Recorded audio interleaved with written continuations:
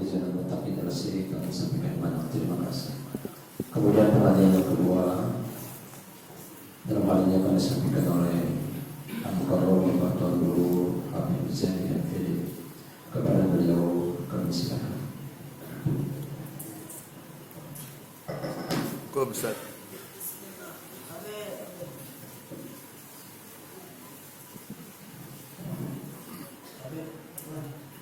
Bismillahirrahmanirrahim. Bismillahirrahmanirrahim. Assalamualaikum warahmatullahi wabarakatuh. Alhamdulillah. Hamdan yuwafi ni'amahu yukafi'u mazidah. Ya Rabbana lakal hamdu kama yanbaghi li jalali wajhika wa li 'azimi sultanik. Asyhadu an la ilaha illallah wa la syarika lah wa asyhadu anna Muhammadan 'abduhu wa rasuluhu la nabiyya wa la rasula ba'da.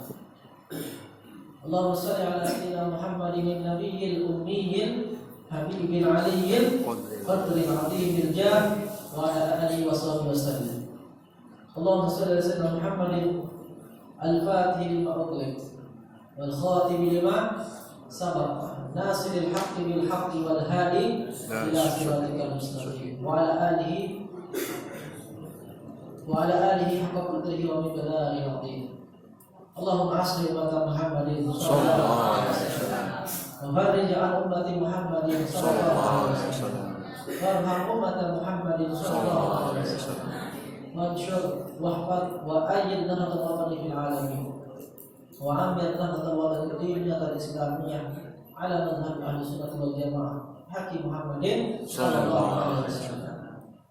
Hadratul mukarramin, para mukarram, para tuan guru, para asatidz, ketua Guru Haji Zainul Muttaqin dan si Bapak Ketua Yayasan Ittihadul Abrar yang jadi Masjid, Bapak Ustaz Haji Saluki beserta pengurus yang lain, para tokoh masyarakat, para tamu undangan dan para santri dari Hikmatus Syarif ya. Mana santriwatinya? Tidak diundang. Nah ini kenyang sendiri gitu. Alhamdulillah, mudah-mudahan kita berkumpul di majelis ini, di masjid ini memperoleh barokah, rahmat, taufik, hidayah di sisi Allah Subhanahu wa taala. Bapak-bapak hadirin, ada hadiratnya dalam ibu-ibu.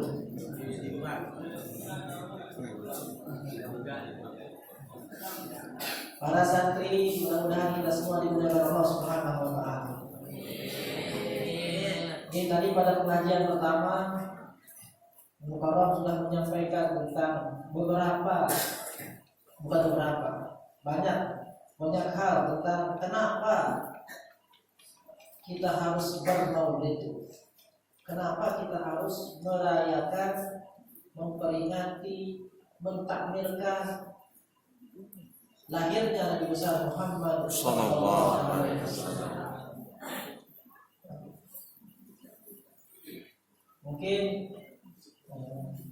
karena banyak pada hari ini orang yang kerjaannya memang membuat saudara muslim lainnya repot, saudara muslim lainnya bingung, saudara muslim yang lain kesel.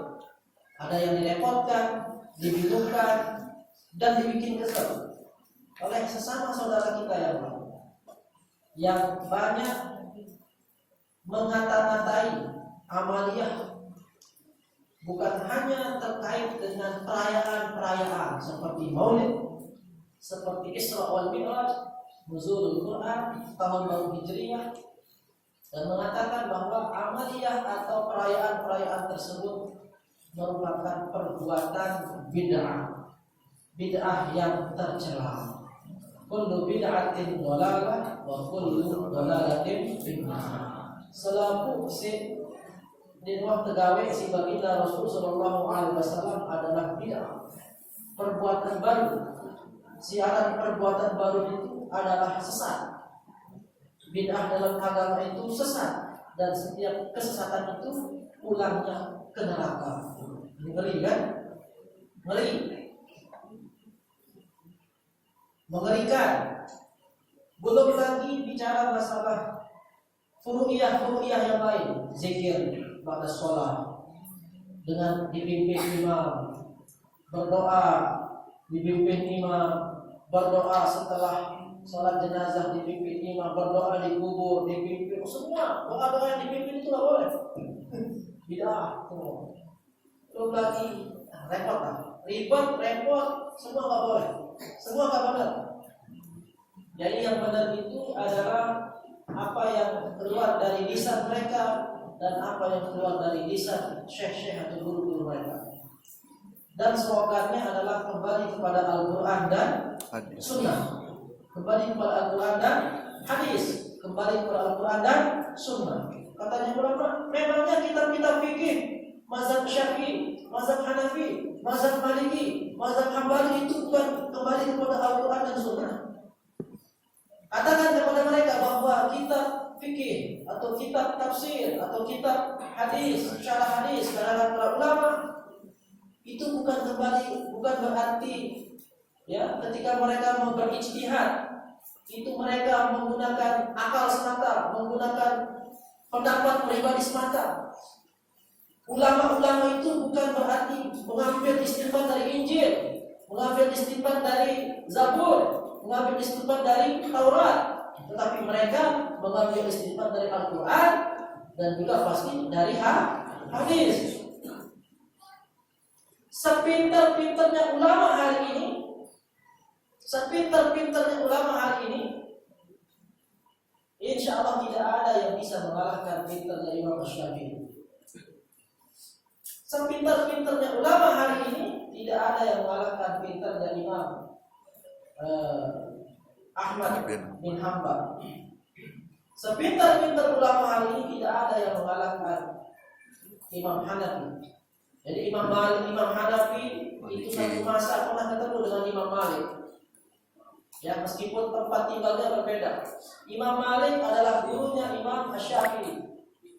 Imam Malik gurunya Imam Asy-Syafi'i. Imam Asy-Syafi'i adalah gurunya kitab Sahih Bukhari. Imam Bukhari itu adalah gurunya Imam Malik. Imam Bukhari dan Imam Malik juga berguru kepada Imam Ahmad bin Hanbal. Semua ulama-ulama itu adalah guru murid. Kata TGB ya, kata guru Bajang, bagi orang-orang yang sedikit-sedikit bilang kembali kepada hadis. Pemahaman Imam Asy-Syafi'i terhadap hadis itu lebih pintar. Beliau lebih paham hadis dibandingkan kamu. Pemahaman Imam Malik terhadap hadis itu jauh lebih pintar, lebih dalam dibandingkan kamu dan gurumu memahami hadis. Beraninya kamu menyalahkan Imam Asy-Syafi'i, beraninya kamu menyalahkan Imam Maliki. Saya tidak. Saya kamu. Nah itu lancarnya orang-orang zaman sekarang. Kalau kata Bapak Maulana Syekh, ya, pemuda sekarang berlenggak-lenggok, merasa diri gagah dan elok. Ulama aulia diolok-olok, belum bertaji sudah berkokok. Baru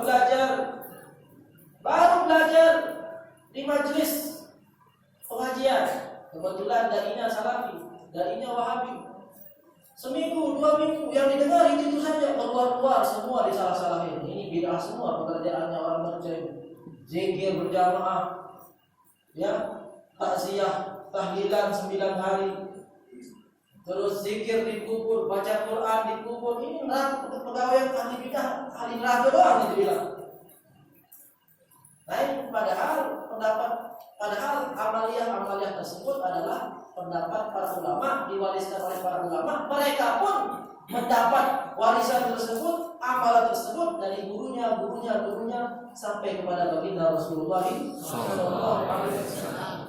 Makanya dikatakan oleh Bapak Maulana Syekh, ya, pemuda sekarang berlenggak-lenggok. Nabi jarang berlenggak-lenggok. Jalannya kan gaya gitu. Ya, merasa diri gagah dan elok. Para diri gagah. Ya. Awas, orang ganteng lewat. Nah, ibarat kayak gitu gaya anak sekarang. Baru keluar dari, misalkan mohon maaf, baru pulang dari pondok, biasanya begitu, baru pulang pondok, baru pulang belajar dari luar negeri, baru pulang dari mana gitu. Cepat sekali merasa perbuatan orang itu salah berdasarkan pemahaman ilmunya yang sempit.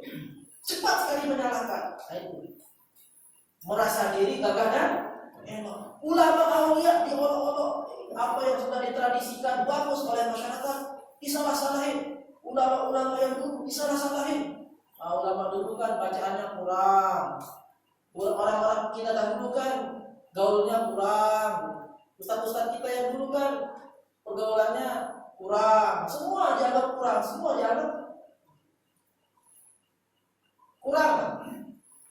Ya, belum bertagi sudah berpokok. Belum berilmu, belum matang, tapi berpokok ke sana kemari.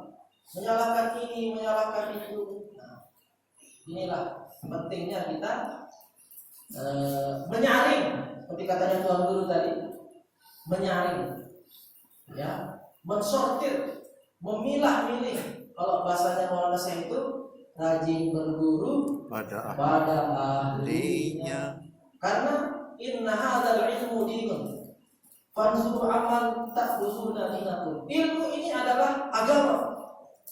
Ya, materi dakwah ini adalah agama. Lihat, pandang, nilai dari mana kita ambil agama itu. Salah cara kita beragama karena salah guru kita, salah ceramah yang kita telan, salah ceramah yang kita salah pemahaman, memahami nas, memahami agama, berbahaya. Karena banyak majelis, mohon maaf, banyak majelis ketika pulang dari majelis itu bukannya malah lapang hatinya, malah semakin benci kepada saudara-saudara yang lain. Pengen ngajak perang, karena di majelis itu disebutkan takbir bukan pada tempatnya.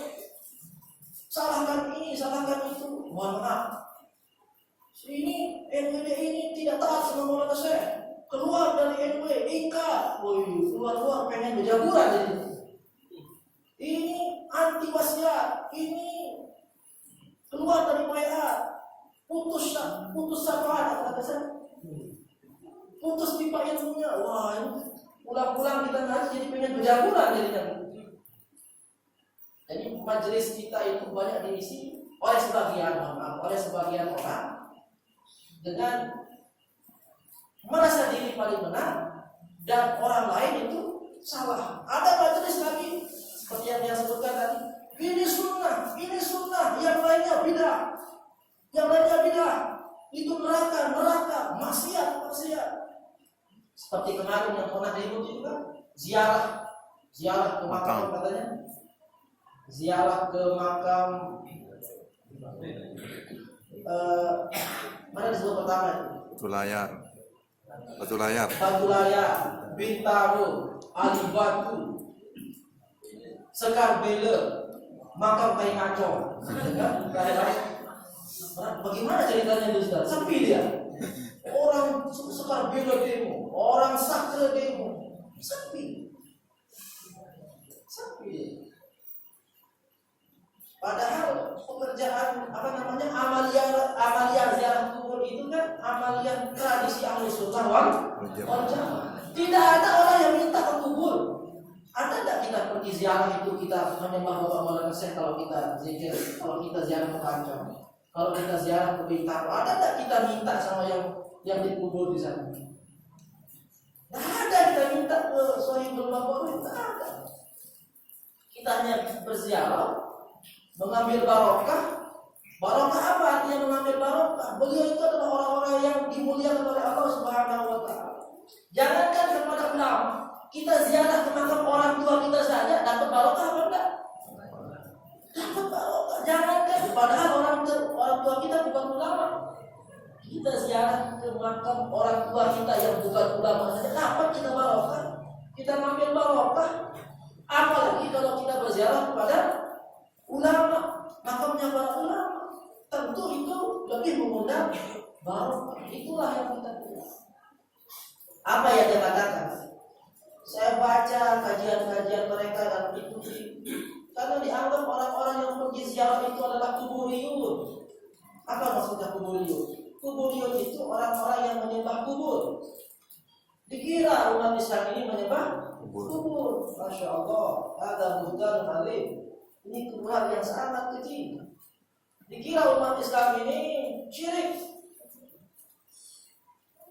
Ziarah kubur kok syirik? Ada lagi wasiat itu kan? Menuduh orang ziarah kubur dicap kafir segala macam. Alhamdulillah semua. Nah itu yang perlu kita pilah-pilah. Mohon maaf, perlu kita pilah. Jangan sampai kita cepat memvonis umat Nabi Muhammad SAW ini sebagai orang yang musyrik, sebagai orang yang ingkar, sebagai orang yang ahli maksiat. Karena mohon maaf ada kisah dulu kan dalam sebuah hadis riwayat Abu Hurairah. Cerita Abu Hurairah bercerita, dulu Rasulullah SAW pernah bercerita ada dua orang zaman Bani Israel. Dua orang bersaudara ini. Satu orang itu ahli ibadah. Ibadahnya luar biasa. Sujudnya nggak henti-henti, tasbihnya dipegang, zikirnya nggak habis-habis, puasanya nggak habis-habis. Tapi dia punya saudara satu kerjaannya istiqomah sekali, dia mabuk-mabukan, istiqomah, mabuk-mabukan, istiqomah, maksiat terus. Kalau ketemu dia sama saudaranya itu dinasihatin dia. Saudara, berhenti sudah, tinggalkan maksiat-maksiat ini. Apa kata saudaranya? Duduk diri doang. Besok lagi ketemu lagi sama saudaranya, dinasihati sama yang ahli ibadah ini. Saudara, tinggalan maksiatnya, tobat, kiamat dekat. Duduk diri itu kata ya ahli maksiat. Saking seringnya dikatakan begitu, gara-gara saudaranya itu bilang, duduk diri kesal dia yang ahli ibadah. Sebutkan dalam hadis, kesal dia. Saking kesalnya dia bilang apa? Wallahi, ini diutus apakah semata-mata untuk mengontrol saya, mengawasi saya? Biarkan urusan saya dengan Allah. Bagaimana hubungan saya dengan Allah itu urusan saya. Silahkan Anda urus urusan Anda sendiri. Nah, itulah yang membuat teman-teman saudaranya yang ahli ibadah itu kesal. Demi Allah, dia tidak tahu surga. Demi Allah, dia tidak ampuni. Al-Kisah meninggallah keduanya. Dikisahkan oleh Abu Hurairah. Di hari kiamat keduanya dibangkitkan oleh Rasulullah SAW. Disidang di hadapan Allah. Yang pertama ditanya oleh Allah Subhanahu Wa Taala bukan yang ahli maksiat, yang ahli ibadah. Wahai yang ahli ibadah, mengapa kau mengambil hakku? Mengapa kau mengucapkan kalimat yang kalimat itu adalah mengambil hakku? Karena yang mempunyai hak mengampuni, mengazab, memberikan nikmat, memberikan pahala adalah Allah. Kenapa kau mengambil hakku? Ya, mengapa kau mengambil hakku untuk mengatakan sesuatu yang tidak laisa laka bihi ilm, yang engkau sama sekali tidak punya pengetahuan, tidak punya otoritas terhadap hal tersebut. Lalu Allah katakan kepada ahli maksiat, udkhulil jannah bi rahmati. Wahai ahli maksiat, kamu masuk surga berkat rahmat. Wahai orang yang ahli ibadah, kamu masuklah ke dalam neraka. Kebalik. Apa kata Abu Hurairah? Demi Allah yang jiwaku berada di tangannya, sesungguhnya ahli ibadah itu telah mengatakan satu kalimat yang merusak dirinya dan merusak agamanya. Hadirin yang dimuliakan Allah Subhanahu Wa Taala, apa artinya ini? Seorang ahli ibadah pun tidak boleh menganggap dirinya soleh, menganggap dirinya suci, menganggap dirinya paling bersih. Lalu punya perasaan, apalagi mengatakan hal yang di luar kemampuan dia, di luar otoritas dia. Calon-calon ahli neraka doang segalinya.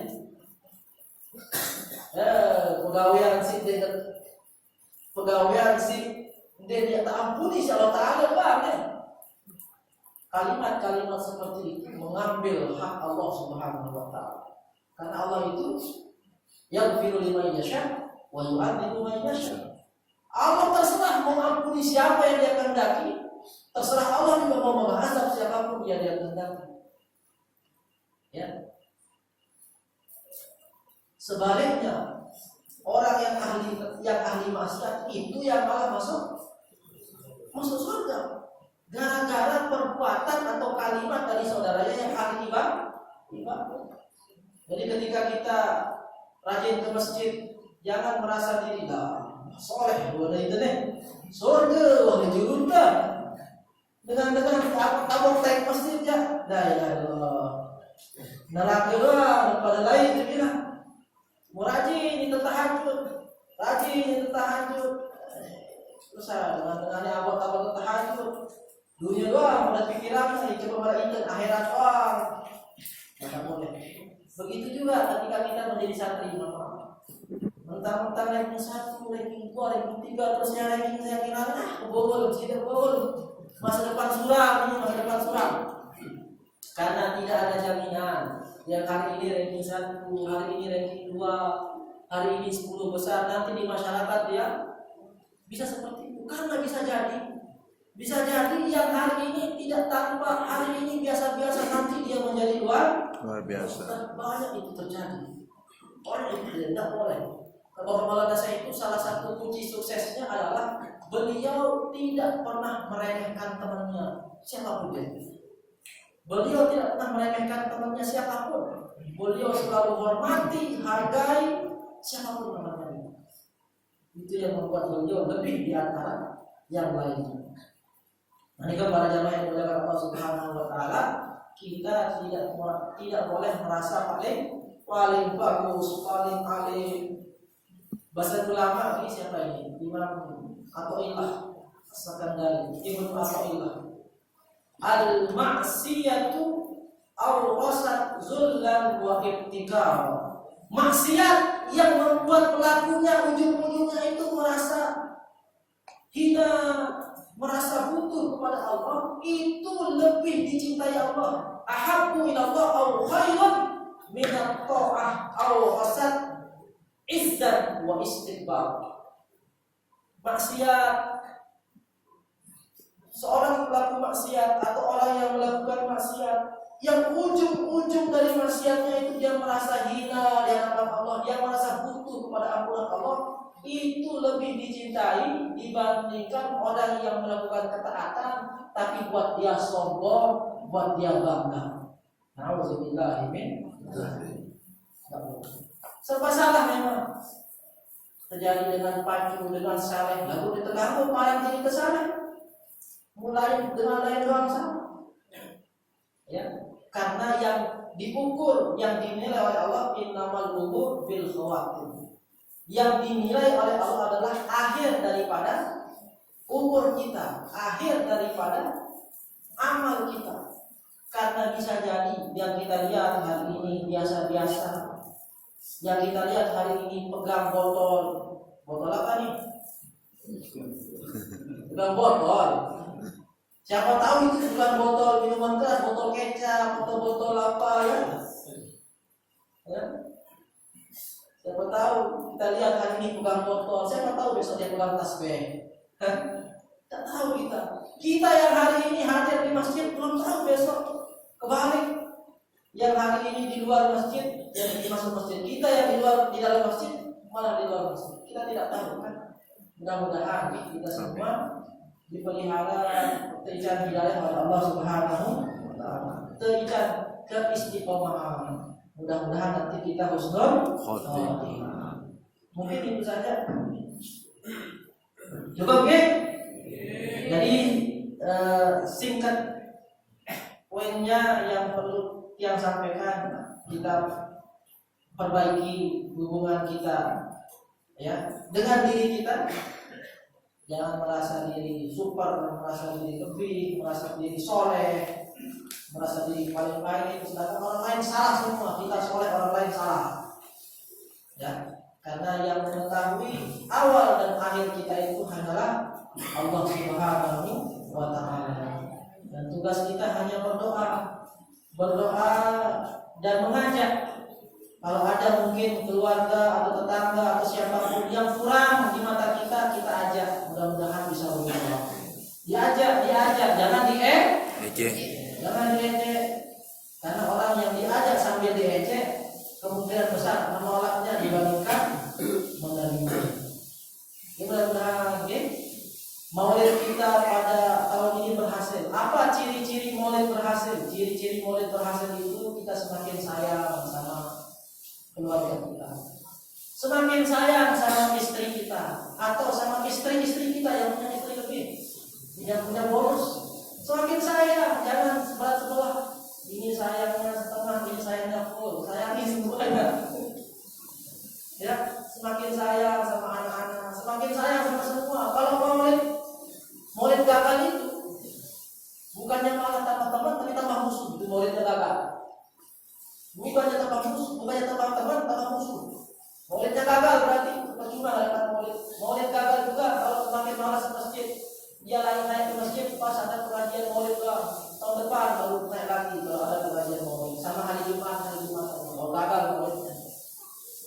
Ya, gagal Maulidnya karena bukannya semakin dekat dengan masjid. Ya mudah-mudahan Maulid kita tahun ini berhasil. Amin ya rabbal alamin. Dan kita bisa ketemu dengan Maulid tahun-tahun berikutnya.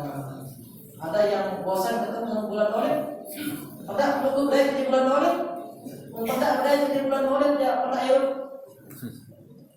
hidup. Militer tertera di dunia. Nah, mudah-mudahan di umur mudah-mudahan belum sami kita semua panjang umur Amin ya rabbal alamin. Mungkin hanya itu yang bisa saya sampaikan. Kurang lebihnya tiap tunasal kurang maaf. Wallahu muwaffiq wal hadi ila sabilir rasyad. Wa ila aqwamit thoriq. Assalamualaikum warahmatullahi wabarakatuh.